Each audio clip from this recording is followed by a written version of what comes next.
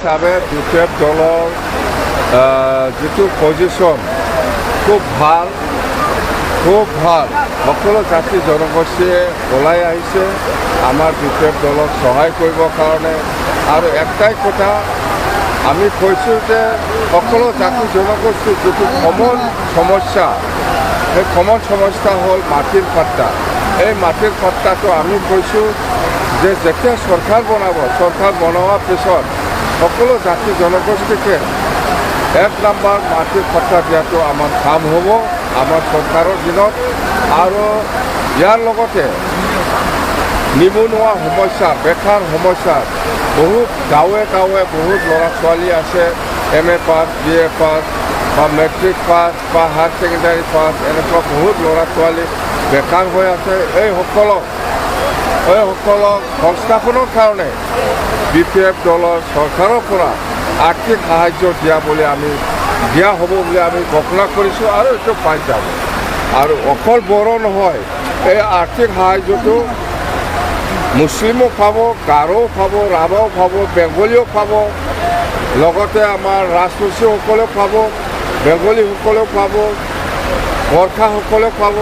যিমান জাতি জনগোষ্ঠী আছে সকলো জাতি জনগোষ্ঠীৰ যিসকল বেকাৰ ল'ৰা ছোৱালী সকলোৱে এই আৰ্থিক সাহায্যটো পাব। আৰু আমি ভাবোঁ এইবাৰ এই 3-4 মাহৰ ভিতৰত এই 100 কোটিটো আমি ব্যৱহাৰ কৰি আকৌ আমি 2026ত এই 100 কোটি জেগাত আকৌ আমি বঢ়াই পেলাই 150 নহ'লে 200 কৰিব পাৰে।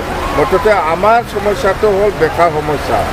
বহুত ল'ৰা ছোৱালীয়ে একো কাম নোপোৱাকৈ, চাকৰি নোপোৱাকৈ বেকাৰ বহি আছে।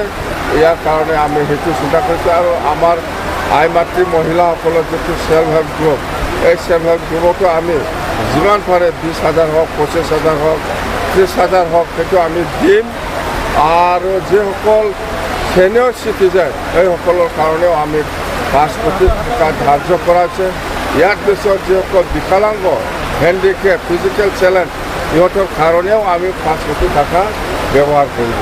মুঠতে আমি চৰকাৰ হোৱাৰ পিছত এই শ্ৰীৰামপুৰৰ পৰা আৰম্ভ কৰি গহপুৰলৈকে যিমান জাতি জনগোষ্ঠী আছে, জাতীয় যিখিনি সমস্যা, ইয়াৰ ওপৰত 1 নম্বৰ নজৰ ৰাখি পেলাই আমি কাম কৰিব বুলি কৈছে। ৰাজবংশীসকলৰ, আদিবাসীসকলৰ যিটো জনগোষ্ঠীৰ সমস্যা, ইয়াৰ ওপৰত আমাৰ যিটো লেটাৰ অফ ছাপৰ্ট এইটো যাব। NOC-টো আমি BTC গভৰ্ণমেণ্টৰ পৰা আমি দিম। ইয়াৰ পিছত গোৰ্খা সম্প্ৰদায়ৰ যিটো প্ৰটেক্টেড ক্লাছৰ যিটো সমস্যা, ইয়াৰ ক্ষেত্ৰতো BTC গভৰ্ণমেণ্টে লেটাৰ অফ ছাপৰ্ট বা NOC দিব বুলি আমি ঘোষণা কৰিছোঁ আৰু আমাৰ ইস্তাহাৰত আছে। অসমৰ মুখ্যমন্ত্ৰী আজি এটা কথা কৈছে ছাৰ, যে BTC গাড়ীখন আমাৰ, তেলো আমাৰ, এইবাৰ ড্ৰাইভাৰটো আমাৰ হ'ব। কি কয় আপুনি, কি মন্তব্য? হেলিকপ্টাৰৰ ফেন মই নিজে ৰাইজৰ পৰা কালেকশ্যন কৰি পেলাই মই চলাই আছোঁ। এই হেলিকপ্টাৰ ভাড়াটো মই নিজে 22 কোটি টকাৰ মাটি বিক্ৰী কৰি পেলাই মই ভাড়া ল'ব লগা হৈছে কাৰ হৈ। এইটো মই নিজে কিবা কৰি পেলাই হেলিকপ্টাৰ চলাই আছোঁ। ক'ত নিজে ড্ৰাইভাৰ কালি চিৰাঙত যিটো ঘটনা হ'ল, BPF আক্ৰমণৰ ঘটনা, আপুনি কি ক'ব? এইটোতো ফেৰেংগাৰ গুণ্ডা। ফেৰেংগাই 5 বছৰ এইবিলাককে পালি আছে, বেলেগ একো নাই। এনেকুৱা গুণ্ডামি দেখাই ইলেকশ্যনত নিজকে কোনো ভয় নাখায় ফেৰেংগাৰ এই গুণ্ডা বাহিনী। ফেৰেংগাই এই 5 বছৰৰ এই কেইজনমান ল'ৰাসকলক এনেকুৱা পইচা দি পেলাই পালি আছে, ইয়াৰ বাহিৰে একো নাই। সেইটো দি আমাৰ BPF দলক একো ক্ষতি কৰিব নোৱাৰে, একো কৰিব নোৱাৰে। BTC গঠন হ'লে ড্ৰাইভাৰটো কোন হ'ব? BTC মেইন ড্ৰাইভাৰ কোন হ'ব? ক'ত কি ড্ৰাইভাৰ? BTC গঠন হোৱাৰ পিছত ড্ৰাইভাৰটো কোন হ'ব? BTC গভৰ্ণমেণ্টৰ ড্ৰাইভাৰ কোনে চলাব? BTC চলাব BPF বাছ। আৰু কোনোৰ পৰা এটা কথা কৈছে যে হাগ্ৰামা কোৱা কথাখিনি চব ভিত্তিহীন, এইবিলাক কথাৰ কোনো মূল্য নাই। প্ৰমোদ বড়োৰ মই যিখিনি কথা কৈছে ৰাইজৰ অপিনিয়ন, সকলো জাতি জনগোষ্ঠীৰ অপিনিয়নটো লৈ পেলাই মই কথা কৈছোঁ। মই বাহিৰৰ কথা কোৱা নাই। প্ৰমোদ বড়ো যিবিলাক কথা কৈছে তাৰটোহে ব্যক্তিগত অপিনিয়ন, ৰাইজৰ অপিনিয়ন নহয়।